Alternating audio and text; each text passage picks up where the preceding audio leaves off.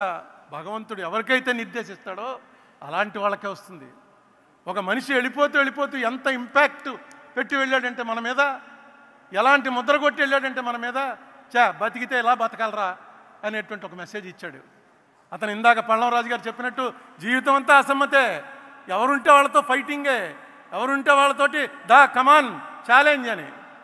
అటువంటి మనిషి 2004లో ఆయన సీఎం అయ్యాక ఒక్క అసమ్మతి లేదు, ఎవ్వరూ ఆయన మీద నోరెత్తలేదు. కాంగ్రెస్ పార్టీలో అలా ముఖ్యమంత్రి ఉండటమే చాలా గ్రేట్. ఎలా ఉండగలిగాడరా అంటే ఒకే ఒకటి, ఎవరు వచ్చినా ఒక నవ్వు, ఆ నవ్వు ఎవరికి రాదు. అదిగో ఆ నవ్వు ఎవరికి రాదు. ఆ నవ్వు నవ్వడం, భుజం మీద కొట్టడం. రోజుకి ఎంతమందిని చూసేవాడో తెలియదు మనకి. పొద్దున్నే వచ్చిన జనాల్ని టెంట్లో, మిగతా మాలాంటి వాళ్ళందరినీ తలుపు దగ్గర ఇలా నిలబడేవాడు. తలుపు ఇలా తీయటం, బయట 50-60 మంది ఆయన్ని నమస్తే అండి, ఏయ్ నువ్వురా అన్నాం. లోపలికి కూర్చోడాలు ఏమీ లేవు.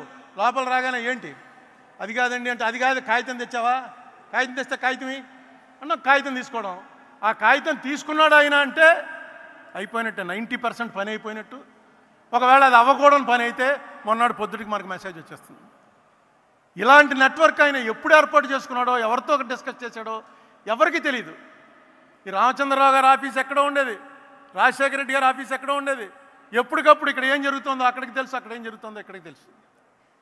బహుశా డెలిగేషన్ ఆఫ్ పవర్స్ అనేది తెలుసున్నటువంటి, నేను చూసిన వాళ్ళలో ఇంత బ్రహ్మాండంగా తెలుసున్నటువంటి ముఖ్యమంత్రి కానీ నాయకుడు కానీ మరొకరు లేడు.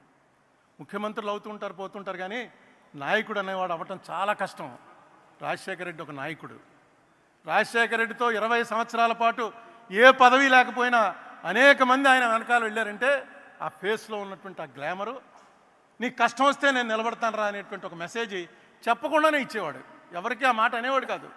ఆయన దగ్గరికి వెళ్తే ఆయనతో 2 నిమిషాలు మాట్లాడాక డెఫినెట్గా ఈయన మన కష్టం వస్తే నిలబడతాడు, ఈయనే మన లీడరు, ఈయనకి కన్సూప్ మేరలో ఈయన ఏమి అవ్వడన్నా ఎప్పటికోకప్పటికి ఈయన డెఫినెట్గా ఏదో అవుతాడు, మనల్ని కాపాడతాడు అనేటువంటి ఒక నమ్మకం కలిగించాడు రాజశేఖర రెడ్డి గారు.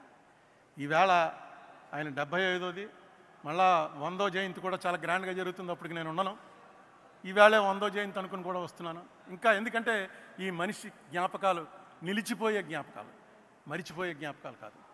ఈ మనిషిని మీరు ఇష్టపడుతున్నది ఆయన మీకేదో సాయం చేశాడని కాదు, ఇలాంటి వాడు ఒకడు ఉండాలిరా అని. సాయం అక్కర్లేదు మనకి, ఆ మనిషి మొహం ఒకసారి తలుచుకుంటే ఒక్కసారి తెలియకుండా ఆనందం కలుగుతుంది. ఇదే పరిస్థితుల్లో రాజశేఖర రెడ్డి ఉంటే ఏం జరుగునరా అనుకుంటే ఖచ్చితంగా మంచే జరుగుతుంది అని మనకు నమ్మకం వస్తుంది. రాజశేఖర రెడ్డి గారికి నివాళులు అర్పిస్తూ రేవంత్ రెడ్డి గారు వచ్చారు, ముఖ్యమంత్రి